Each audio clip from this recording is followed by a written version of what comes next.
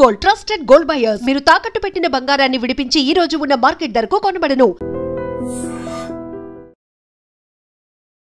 Welcome to iDream media. So cervical cancer చాలా మందిని ఇబ్బంది పెడుతున్న సమస్య. సో ఎందుకు అసలు ఈ సమస్య ఇంతలా వేధిస్తూ ఉంది? సో సర్వైకల్ క్యాన్సర్ లక్షణాలు ఏంటి, ఇక రాకుండా జాగ్రత్తలు ఏంటి, వివరాలు తెలుసుకుందాం. ఈరోజు మనతో పాటు ఉన్నారు ప్రముఖ పీడియాట్రిషియన్ డాక్టర్ భారతి గారు from Bharati's kids care clinic Nallagandla. Doctor గారు నమస్తే అండి. నమస్తే అండి. డాక్టర్ గారు, ఈ సర్వైకల్ క్యాన్సర్ అనేది చాలా మందిని ఇబ్బంది పెడుతున్న సమస్య. అయితే సర్వైకల్ క్యాన్సర్ అనేది అసలు ఎందుకు వస్తుంది, రాకుండా జాగ్రత్తలు ఏమున్నాయి, సో సర్వైకల్ క్యాన్సర్ వస్తే ఎలాంటి లక్షణాలు కనిపిస్తాయి, ట్రీట్మెంట్స్ గురించి పూర్తి వివరాలు. సర్వైకల్ క్యాన్సర్ అనేసినది లేడీస్కే రావచ్చు, బికాజ్ అది ఒక రీప్రొడక్టివ్ ఆర్గన్. మన యూట్రస్ ఉంది కదా, ఆ యూట్రస్ దానిని ఓపెనింగ్ పార్ట్ సర్విక్స్. ఈ సర్విక్స్లో యూజువలీ అందరికీ ఇన్ఫెక్షన్ కానీ ఇలాంటి వస్తే ఎర్లీగా తెలిసిపోతుంది. ఇలాంటి ఒక డిశ్చార్జ్ ఉండడం కానీ, పెయిన్ ఉండడం కానీ ఇలాంటి. కానీ క్యాన్సర్ అయితే ఈ సర్విక్స్లో ఛాన్స్ సార్లు అయితే ఇనీషియల్ స్టేజెస్లో, ఆ డెవలప్మెంట్ ఇన్ స్టేజెస్లో తెలీదు, సిమ్టమ్స్ ఏం ఉండదు. ఇది రావడం ఎలా వస్తుందంటే హెచ్పివి అనేసిన ఒక వైరస్, హ్యూమన్ పాపిలోమా వైరస్ అంటాము. ఈ వైరస్ అక్కడ ఇన్ఫెక్ట్ అవ్వడం వల్ల, ఆ వైరస్ ఇన్ఫెక్ట్ అయినా అందరికి క్యాన్సర్ వస్తుందని కాదు, 90% మందికి అయితే క్లియర్ అయిపోతుంది. ఒక 10% మందికి ఏమవుతుందంటే అక్కడే అది మల్టిప్లై అవుతూ ఉంటుంది ఆ సెల్స్ ను.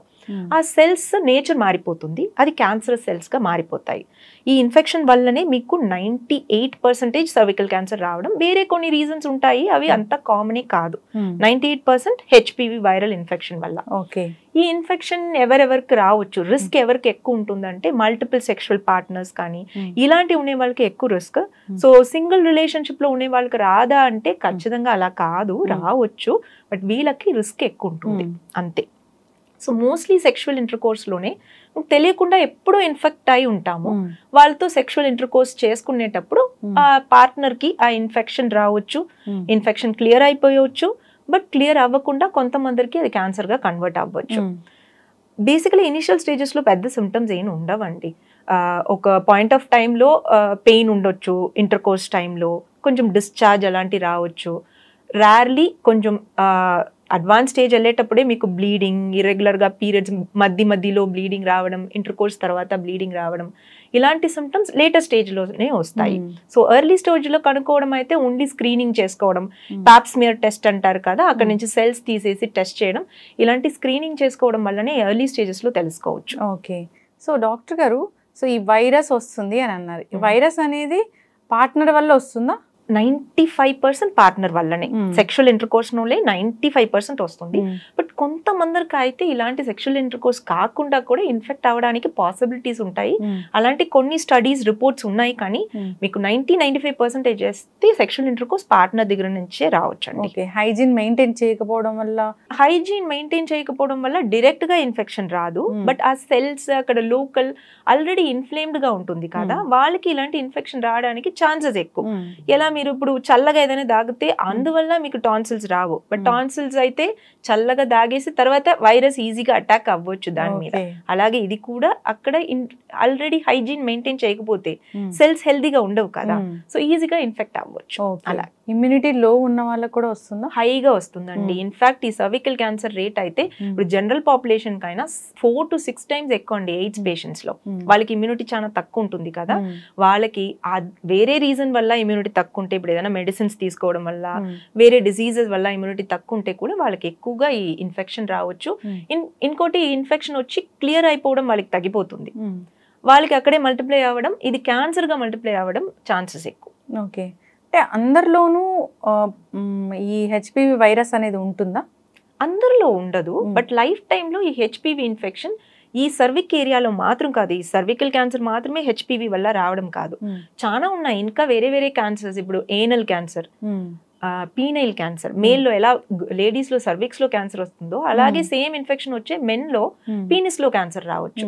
జెనిటల్ వాట్స్ అంటారు, మన ఫేస్ లో అక్కడక్కడ కూడా వాట్స్ ఉంటాయి కదా, అది కూడా ఇలాంటి పాపిలోమా వైరస్ వల్లనే. బట్ అది వేరే స్ట్రెయిన్స్, అది క్యాన్సర్ కాసింగ్ స్ట్రెయిన్ కాదు. జెనిటల్ వాట్స్ ఉంటాయి కొంతమందికి, అక్కడ ఎలా ఫేస్ లో వాట్స్ ఉంటాయో అలాగే జెనిటల్ ఏరియాలో వాట్స్ ఉంటాయి. ఆ వాట్స్ కూడా ఇలాంటి క్యాన్సరస్ గా మారిపోవచ్చు. ఆ వాట్స్ కూడా ఈ హెచ్పివి ఇన్ఫెక్షన్ వల్లనే వస్తాయి. కొంతమంది ఓరల్ సెక్స్ ఇలాంటి కూడా చేసుకుంటారు కదా, వాళ్ళకి థ్రోట్ లో ఇలాంటి కూడా ఈ క్యాన్సర్ రావచ్చు.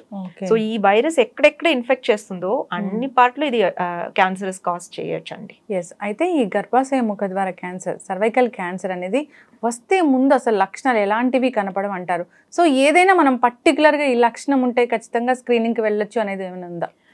లక్షణం వచ్చిన తర్వాత స్క్రీనింగ్ చేసుకోవడం కైనా దానికి ముందే 30 years కంప్లీట్ అయిన అందరు లేడీస్ పాప్స్మియర్ అనేసి ఒక సింపుల్ టెస్ట్ అండి, గైనకాలజిస్ట్ దగ్గర వెళ్తే జస్ట్ ఒక టెస్ట్ ట్యూబ్ లాంటి దాంట్లో ఒక స్మియర్ తీస్తారు, అది టెస్ట్ చేస్తే తెలిసిపోతుంది ఈజీగా. సర్వికల్ క్యాన్సర్ మాత్రం కాదు, దాంట్లో నుంచి మనం యూట్రస్ క్యాన్సర్ కూడా ఈజీగా కనుక్కోవచ్చు. ఈ టెస్ట్ అయితే 30 years కంప్లీట్ అయిన అందరూ 3 to 5 years అందరు లేడీస్ చేసుకోవాలి, చాలా ఇంపార్టెంట్. ఒక 45 to 60 years వరకు చేసుకోవడం మంచిది. ఇది రావడానికి ముందు ఎర్లీ స్టేజెస్ లోనే కనుక్కోవడానికి, క్యాన్సర్ గా మారిపోవడానికి ముందు ఇలాంటి సెల్స్ ఉన్నాయా, అక్కడ మల్టిప్లై అవుతుందా, ఏదైనా సెల్స్ లో చేంజెస్ వస్తున్నాయా అని చూసుకోవడానికి. సిమ్టమ్స్ అనేసినది నేను చెప్పినట్టు ఆల్రెడీ ఇంటర్ కోర్స్ టైంలో వాళ్ళకి ఏదైనా పెయిన్ ఉంటే, బ్లీడింగ్ ఉంటే, ఏదైనా అబ్నార్మల్ డిశ్చార్జ్, కొంచెం స్మెల్లీ డిశ్చార్జ్ అలాంటి ఏదైనా ఉంటే, ఇచ్చింగ్ డిశ్చార్జ్ అలాంటి ఏదైనా ఉంటే వెంటనే గైనకాలజిస్ట్ దగ్గర చూపించుకోవడం చాలా ఇంపార్టెంట్. డిశ్చార్జ్ అంటే అది ఏ రంగులో ఉంటే మనం సస్పెక్ట్? బ్లడీ డిశ్చార్జ్ ఉండొచ్చు, లేకపోతే నార్మల్ ఇనిషియల్ స్టేజెస్ లో వైటెస్ డిశ్చార్జ్ కూడా ఉండొచ్చు. అది హెచ్పివి ఇన్ఫెక్షన్ ఉండకపోవచ్చు, నార్మల్ ఒక వెజైనల్ థ్రష్ కూడా ఉండొచ్చు. బట్ చూసుకుంటేనే తెలుస్తుంది, అలాంటి స్పెసిఫిక్ సిమ్టమ్స్ అనేసి చెప్పలేకపోతాము. ఎస్, అయితే ఈ హెచ్పివి వైరస్ అనేది పెళ్ళైన తర్వాత ఇంటర్ కోర్స్ ఎప్పుడైతే స్టార్ట్ అవుతుందో అప్పటి నుంచి వచ్చే అవకాశం ఉంటుంది. ఇది మనం ఇండియాలో ఇలా చెప్తున్నాము, ఇప్పుడు ఇండియాలో కూడా చూడండి, ఇది పెళ్లి అయిన తర్వాత అనేసిన మాట చెప్పలేకపోతాం కదా. సో ఈ మధ్య లివింగ్ టుగెదర్ కానీ టీనేజ్ ఇంటర్ కోర్స్ చాలా పెరిగిపోయింది కదండి. ముందైతే ఈ హెచ్పివి కోసం వ్యాక్సిన్స్ కూడా ఉన్నాయి కదా, ఆ వ్యాక్సిన్స్ ఏజ్ లిమిట్ అయితే చాలా లేట్ గా పెట్టేవాళ్ళు. ఈ మధ్య ఎందుకు 10 years అని WHO CDC అని తగ్గించారంటే average age of intercourse చాలా ఎర్లీ అయిపోయిందండి. స్కూల్ కిడ్స్ అన్న ఇప్పుడు ఫారిన్ కంట్రీస్ లో మనం అలా డిఫరెన్షియేట్ కూడా చేయలేకపోతామండి. ఇండియాలో కూడా చాలా వింటూ ఉన్నాం కదా, 12 years 13 years పిల్లలు, అందుకే ఈ ఏజ్ లిమిట్ కూడా చాలా తగ్గించామండి. సో ఎర్లీ ఇంటర్ కోర్స్ చాలా పెరిగిపోయింది. ఆ ఏజ్ లో వాళ్ళకి ఎలా అది చూసుకోవాలని తెలీదు. అండ్ అది ఒక్కటే లైఫ్ టైం ఇంటర్ కోర్స్ అని ఉండడానికి కన్ఫర్మేషన్ ఏం లేదు. ఫ్యూచర్ లో వేరే పార్ట్నర్స్ ఉంటారు, ఎప్పుడో ఇన్ఫెక్ట్ అయ్యి ఆ పార్ట్నర్ కి ట్రాన్స్మిట్ చేస్తారు. ఈ రిస్క్స్ అయితే చాలా పెరిగిపోయినాయి. సో మనం పెళ్లి అయిన తర్వాత అనేసి అది స్పెసిఫిక్ పెట్టుకోవడం పాసిబులే కాదు. ఫస్ట్ ఇంటర్ కోర్స్ ముందు వ్యాక్సిన్ వేసుకోవడం బెస్ట్. ఎస్, ఖచ్చితంగా ప్రొటెక్ట్ చేసుకోవడం బెస్ట్. ఎస్, అయితే ఈ ప్యూబర్టీ అనేది కూడా చాలా త్వరగా వస్తుంది. ప్యూబర్టీ కూడా చాలా త్వరగా వస్తుంది. చాలా మంది పేరెంట్స్ అయితే ఈ వ్యాక్సిన్స్ అన్ని వేసుకోవడం వల్ల ప్యూబర్టీ అఫెక్ట్ అవుతుందా అనేసిన డౌట్ చాలా మందికి ఉంది. వాళ్ళు ఏమంటారంటే, నేను ఇప్పుడు వ్యాక్సిన్ వేసుకోలేదు, ప్యూబర్టీ వచ్చిన తర్వాత వేసుకుంటాము, ఇది సర్వికల్ క్యాన్సర్ వ్యాక్సిన్ వేస్తే త్వరగా వచ్చేస్తుందో అంటారు. బట్ ఒక విషయం తెలుసుకోవాలి, ఈ వ్యాక్సిన్ అయితే సర్విక్స్ కి కాదు, ఇది సర్విక్స్ కి ఏదో ప్రొటెక్షన్, వజైనాకి ఏదో ప్రొటెక్షన్ అని కాదు. ఇది ఒక వైరస్ మీ బాడీలో ఇన్ఫెక్ట్ చేయకుండా ప్రొటెక్ట్ చేసుకోవడానికి. ఎలా మనం పోలియో వ్యాక్సిన్ వేసుకుంటున్నాము, చికెన్ పాక్స్ కి వ్యాక్సిన్ వేసుకుంటాము, అవన్నీ వైరసెసే కదా. అలాగే ఈ హెచ్పివి వైరస్ కి ఉండాల్సిన వ్యాక్సిన్. ఈ వ్యాక్సిన్ వేసుకోవడం వల్ల వెజైనాలో కానీ యూట్రస్ లో కానీ ఏం చేంజెస్ రావు, మీ హార్మోన్స్ లో ఏం చేంజెస్ రావు. సో ప్యూబర్టీ ఎఫెక్ట్ అవ్వదు. మీరు మెన్స్ట్రుయేషన్ టైంలో, ఇలాంటి పీరియడ్స్ టైంలో వేసుకోవచ్చు. ఇది వేసుకోవడం వల్ల ఫ్యూచర్ లో రిప్రొడక్షన్ లో కానీ సెక్షువల్ లైఫ్ లో కానీ ఏం చేంజెస్ ఉండదు. ఇది ఎలా మిగతా అన్ని వ్యాక్సిన్స్ ఎలా పిల్లలకు వేస్తామో అలాగే ఇది ఒక వ్యాక్సిన్ అంతే. ఓకే, ఎస్ డాక్టర్ గారు, అయితే ఈ ఏ ఏజ్ లో ఇది వేసుకుంటే మనల్ని మనం ప్రొటెక్ట్ చేసుకోవచ్చు అంటారు? ఏజ్ గ్రూప్ అయితే చాలా వైడ్ అండి. 10 years నుండి 45 years వరకు వేసుకోవచ్చు, ఏం ప్రాబ్లం లేదు. 10 years నుండి 27 years వరకు మీరు ఏం టెస్టింగ్ ఏం చేసుకోకుండా జస్ట్ లైక్ దట్ అలాగే వేసుకోవచ్చు.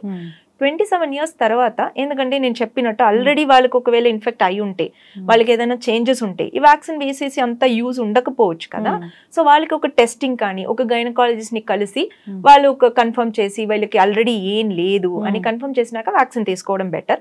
బట్ అందరూ 10 to 45 years అందరూ వేసుకోవచ్చు.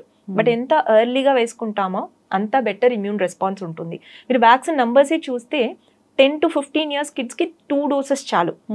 15 years నుండి 45 years కి మనం 3 doses తీసుకోవాలి. ఎందుకంటే వాళ్ళకి ఇమ్యూన్ రెస్పాన్స్ చాలా బాగుంటుంది, వాళ్ళకి యాంటీబాడీ లెవెల్స్ అయితే ఎక్కువగా ఉంటాయి. అదే ఏజ్డ్ పీపుల్ అయితే కొంచెం ఇమ్యూన్ రెస్పాన్స్ తక్కువ ఉంటుంది కాబట్టి earlier is the best. Okay, అంటే డోసెస్ అంటే ఎలా ఉంటాయి డాక్టర్ గారు? ఫస్ట్ డోస్ ఒక డోస్ వేసిన ఈ చిన్న పిల్లలకైతే 6 months తర్వాత సెకండ్ డోస్ వేస్తాము అంతే. 15 years దాటిన వాళ్ళందరూ అయితే ఫస్ట్ డోస్, ఇంకోటి 1 or 2 months తర్వాత డిపెండింగ్ అపాన్ ద బ్రాండ్ అయితే 1 or 2 months తర్వాత సెకండ్ డోస్ వస్తుంది, అండ్ 6 months తర్వాత థర్డ్ డోస్ వస్తుంది.